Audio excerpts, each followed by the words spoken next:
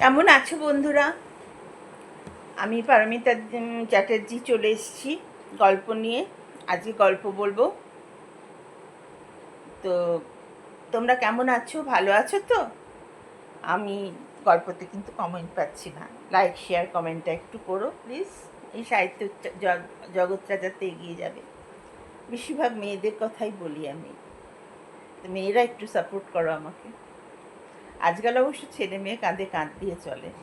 আজকালকার নয়, আমাদের সময়কার যে যা গল্পগুলো হয়ে এসছে সেগুলোকেই তুলে ধরে। আমাদের সময় তো অনেক কমে গেছিল, তারও আগে।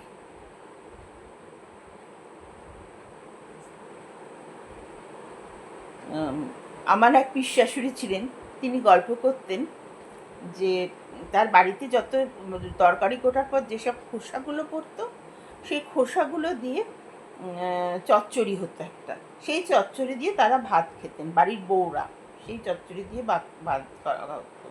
আর সেই চচ্চড়িটাকে বলা হতো, নাম ছিল মাঘি চচ্চড়ি।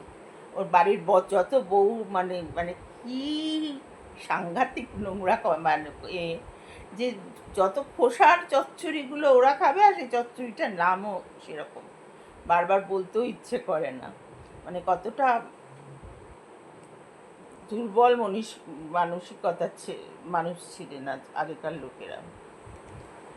এগুলোকে দুর্বল মানসিকতাই বলবো। যারা মানুষকে সম্মান দিতে পারে না তারা দুর্বল মানসিকতাই।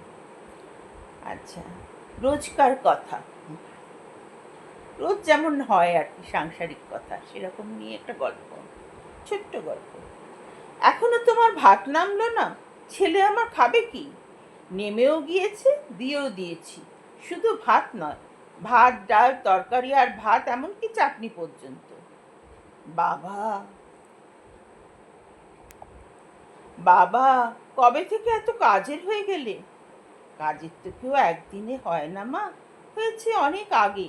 আসলে আপনারা আমার দোষ দেখতে এত ব্যস্ত থাকেন যে ঘুমটা আর চোখে পড়ে না।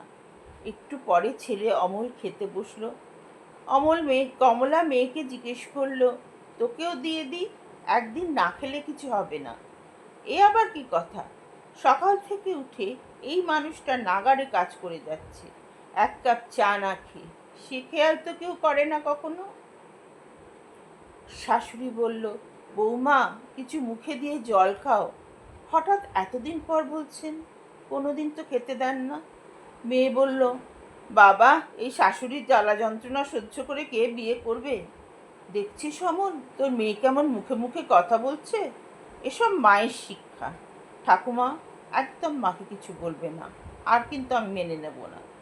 অমল বলল, তুই বা আমার মুখে মুখে কথা বলছিস কেন? তোমার যেমন মা বাবা, আমারও তেমনি মা। আমার মাকে অপমান করলে আমার গায়েও তেমনি লাগে। আমার মাকে কেউ কিছু বললে এবার আমি রুখে দাঁড়াবই। এই হচ্ছে মেয়ে, এরকমই মেয়ে হতে হয়। প্রোটেস্ট, প্রতিবাদ চাই, যেটা আমরা করতে পারিনি। মিষ্টি মুখেও প্রতিবাদ করতে হয়। সবসময় যে ঝগড়া অশান্তি করে করা যায় তা না। মিষ্টি মুখেও মানে ভুলটা ধরিয়ে দেওয়া যায়। তবে তখনকার মানুষরা নিজেদের ব্যাপারে এতটাই বেশি ছিলেন যে মিষ্টি মুখের ভুলটা তারা ধরতে চাইতেন না। ঠিক আছে, খুব শর্ট ভিডিও হলো, এখন শর্ট ভিডিওই হবে কদিন। ঠিক আছে।